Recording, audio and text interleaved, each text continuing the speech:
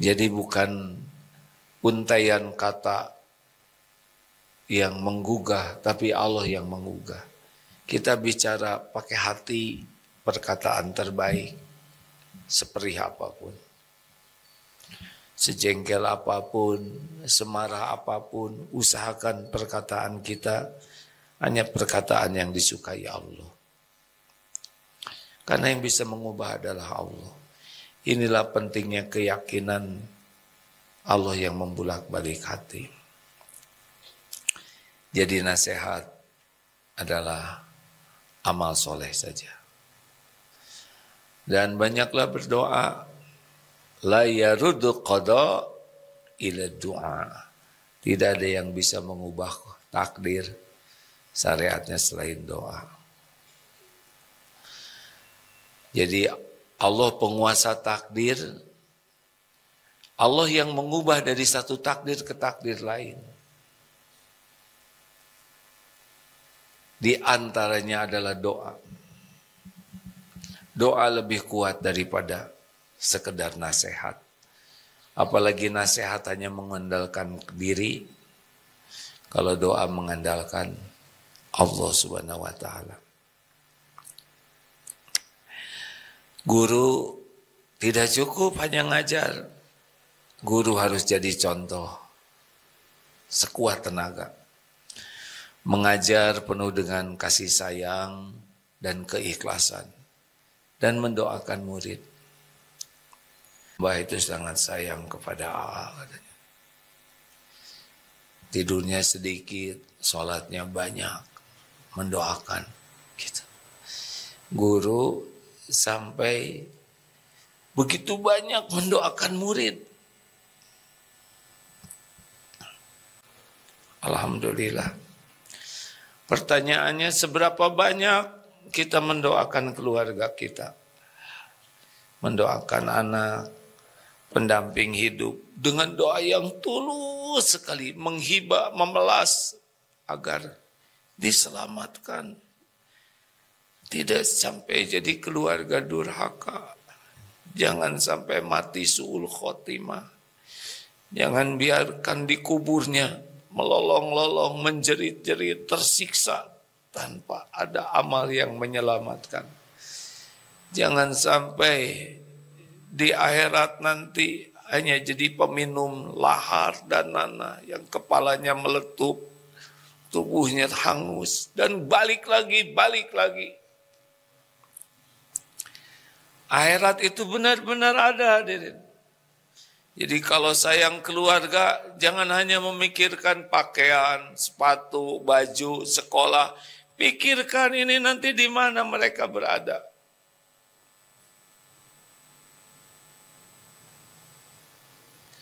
Kalau hanya memikirkan dunia, belum sayang sungguhan.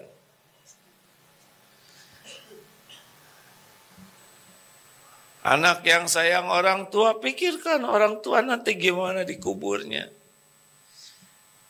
Apalagi kalau orang tua sudah meninggal, pasti lagi nunggu-nunggu doa kita. Kalau orang tidak sayang ke orang tua, sudah selesai di dunia. Tapi aslinya orang tua di kubur ini, di alam barzah, pasti sedang menanti. Jaga jangan sampai berakhlak buruk yang membuat orang tua jadi sengsara.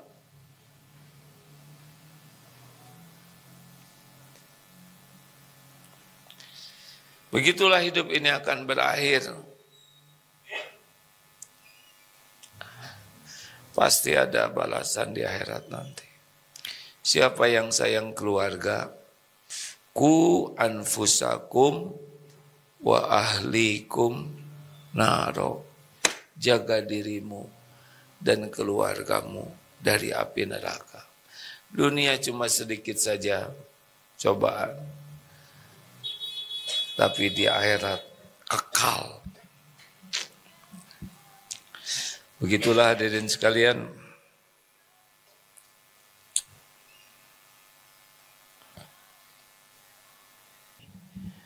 Segala-galanya hidup hanya mampir sajalah. Jadi kalau lihat potret keluarga, jadi lihat Termasuk kalau lagi ngaca, ini wajah tuh wajah ahli sorga, wajah ahli neraka. Ini mata ini bisa nanti melihat Allah atau mata yang ditusuk-tusuk. Benar-benar ada itu di neraka. Lihat anak-anak, ini anak-anak nanti gimana? Bisa senyum di sorga atau hangus kepalanya. Lihat orang tua, itu benar-benar harus seperti itu. Itu dalilnya jelas ya. Jaga dirimu, keluargamu dari api neraka. Sekarang di rumah misalkan ada kebakaran, anak tidur. Bangunkan jangan.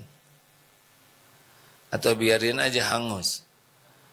Oh, berapa banyak orang tua yang menerobos api untuk menyelamatkan keluarganya walaupun dirinya terbakar-bakar. Benar?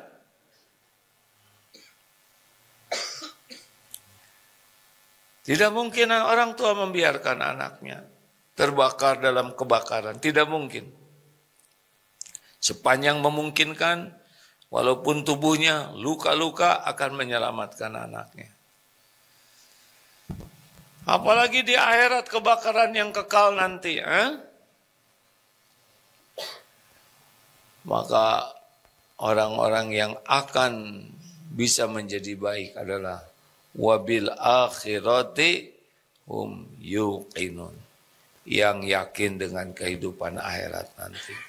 Itu rem, itu gas untuk kebaikan dan rem dari perbuatan keburukan. Ibu, bapak sudah wafat. Yang ada cuma penyesalan aja. Kenapa selagi ada?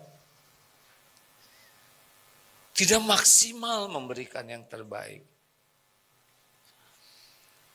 Kalau orang tua sudah tiada, pasti nyesal. Kenapa kita begitu jarang silaturahim? Kenapa senyum aja kikir? Ya? Kenapa mencium tangan dengan ikhlas saja jarang? Kenapa kita tidak memijat kakinya? Kenapa kita tidak bawakan oleh-oleh kesukaannya yang tidak seberapa? Kenapa kalau sedang cerita kita tidak empati mendengarkannya?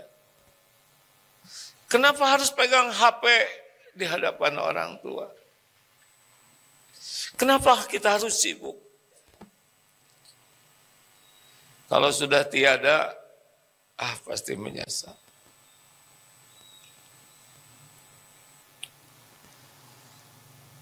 Kalau ibu, bapak sudah terbaring menjadi mayat, sudah terbujur kaku, kita tidak akan lagi mendengar suaranya. Benar? Kalau ibu, bapak sudah terbungkus kain kafan, kita tidak bisa mencium tangannya, memijat-mijat kakinya, membawakan oleh-oleh kesukaannya yang pasti cuma sedikit. Tidak bisa lagi mendengar celotehannya, nasihatnya, gurauannya. Tidak lagi bisa mendengar doanya. Kalau orang tua sudah dibawa dari rumah menuju kuburan, itulah saat terakhir kita melihatnya di rumah. Sesudah itu tidak akan ada lagi di rumah. Ketika orang tua dimasukkan ke liang lahat,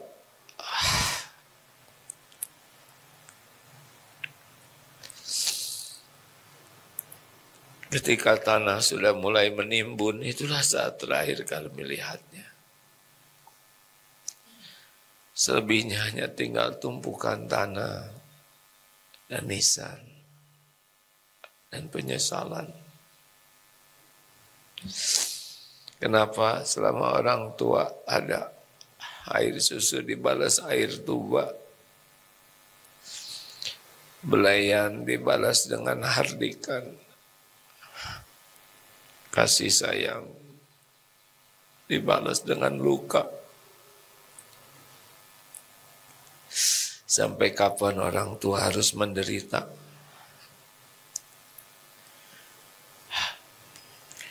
Mungkin itulah sebabnya Allah menjanjikan anak durhaka itu di dunia ini dibalas seketika.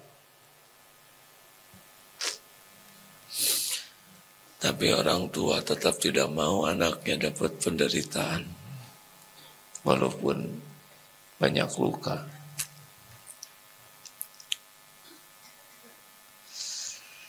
Sampai ada seorang ibu yang tidak mau anaknya terlalu banyak mengurusi dirinya. Kenapa? Karena takut ibu jengkel lalu keluar kata-kata yang bisa membuat anaknya celaka. Saking tidak mau melihat anaknya celaka. Hadirin, hidup ini hanya mampir sebentar saja. Belum tentu lama. Anak-anak para santri belum tentu masih bisa lama melihat wajah orang tua. Percayalah, kalau nanti sudah tidak ada di rumah, pulang ke rumah di kamarnya sudah kosong.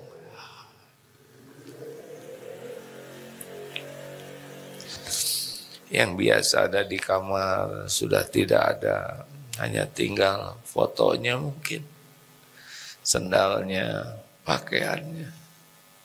Pasti sedih. Kalau pulang ke rumah tidak ada lagi suara ibu, suara bapak. Pasti sedih. Percayalah, pasti kita akan menyesal dengan penyesalan yang panjang. Kalau orang tua masih ada, kita sia-siakan.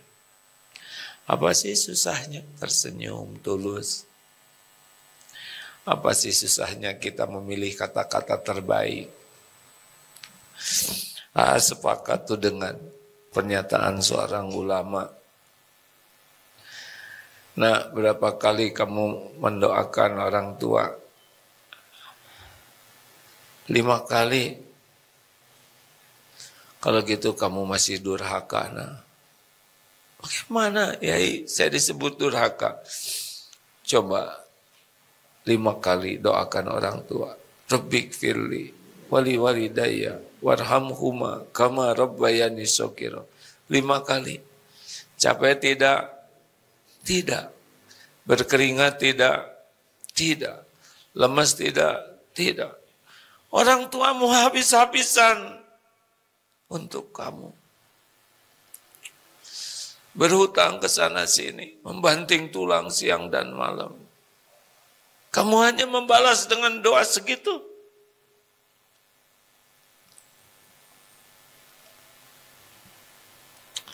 Hidup ini pasti berakhir.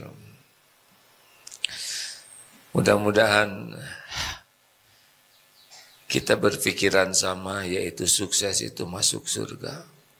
Dunia hanya ujian saja.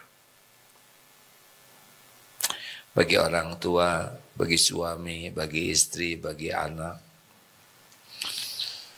Berusahalah agar bisa kumpul di surga. Amin ya rabbal alamin. Bagi yang orang tuanya sudah tiada, yang masih ada dulu. Pernah ada seorang ibu-ibu cerita begini. Tapi ibu ini ridho ya. Punya anak lelaki. Curhat ini bukan curhat tidak ridho ke takdir ya. Anak lelakinya dijaga luar biasa. Bela-belain, udahlah perjuangan tiada akhir. mulai dari di dalam rahim, melahirkan, sebagian harus disesar, sakit tidak terperi, bahkan ada ibu tersebut yang disesar tuh tangannya tuh bergerak terus sampai dokter anestesinya tuh cemas takut sadar. Ternyata di ambang bawah sadar ibunya itu takut sekali ada sesuatu pada anaknya. Bayangkan. Begitu perjuangannya, wah luar biasa. Kejadian apapun dibela habis-habisan, ya. Udah mau mempertaruhkan nyawa. Tapi anak kalau sudah besar, ya begitulah. Lebih sibuk dengan teman. Lebih sibuk dengan kesukaannya. Bahkan ketika mulai punya orang yang disukainya, lebih mengutamakan. Dan ketika nikah dan sudah punya pekerjaan, tebak gaji pertamanya dikasihkan ke siapa?